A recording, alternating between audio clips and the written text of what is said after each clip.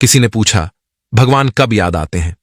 उत्तर मिला, धर्मात्मा को हर समय, पापी को मृत्यु के समय, चोर को पकड़े जाने पर, गरीब को भूख लगने पर, व्यक्ति को बीमार हो जाने पर, कंजूस को पैसा खो जाने पर, किसान को वर्षा ना होने पर, व्यापारी को नुकसान हो जाने पर, विद्यार्थी को परीक्षा में असफल होने पर, इंसान को विपरीत परिस्थितियों में ही भगवान याद आते हैं।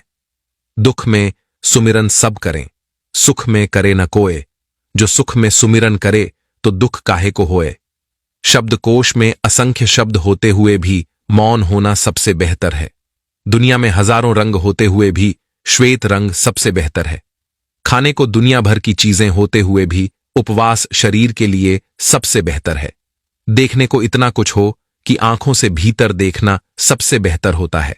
सोने की लंका और पुष्पक विमान तो रावण के पास थे, राम ने तो वनवास ही देखा था। राजपाट तो कंस के पास था, जेल में जन्म तो श्री कृष्ण ने लिया था। राजमहल में तो कौरव ही रहते थे, वनवास तो पांडवों को भोगना पड़ा था। संघर्ष हमेशा सत्य के साथ चलता है। जब सत्य के लिए भगवान को भी संघर्ष करना पड़ा तो हम तो फिर भी इंसान हैं। दिल के सच्चे लोग भले ही जीवन में अकेले रह जाते हैं, लेकिन ऐसे लोगों का साथ भगवान जरूर देते हैं। जिंदगी की किताब में धैर्य का कवर होना जरूरी है, क्योंकि वही हर पन्ने को बांध कर रखता है। सीमा एक रेखा ही नहीं, एक परिभाषा भी है। सीमा हर किसी की होती है, प्रेम की, धैर्य की, मित्रता की और शत्रुता की भी।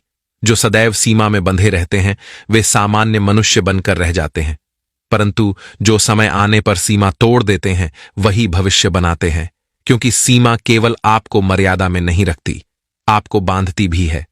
अब ये हम सब पर निर्भर करता है कि कौन सी सीमाएं हमें बांधती हैं और कौन सी सीमाएं शक्ति के नए मार्ग दिखाती हैं। इसलिए सीमाओं में जो कर सकते हो उससे अधिक करने का प्रयास करो, तभी नई सीमाएं बना पाओगे।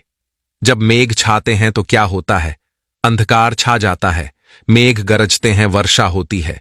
सभी पशु अपने आश्रय स्थल पर जाकर छिप जाते हैं, मनुष्य अपने घरों की ओर दौड़ते हैं और सभी पक्षी अपने घोंसले में जाकर छिप जाते हैं। परंतु एक जीव है जो गरजते मेघ, कड़कती बिजलियों को, भारी वर्षा को भी हरा देता है। वो जीव है बाज, जो समस्या की जड़ों से ऊपर उठता है।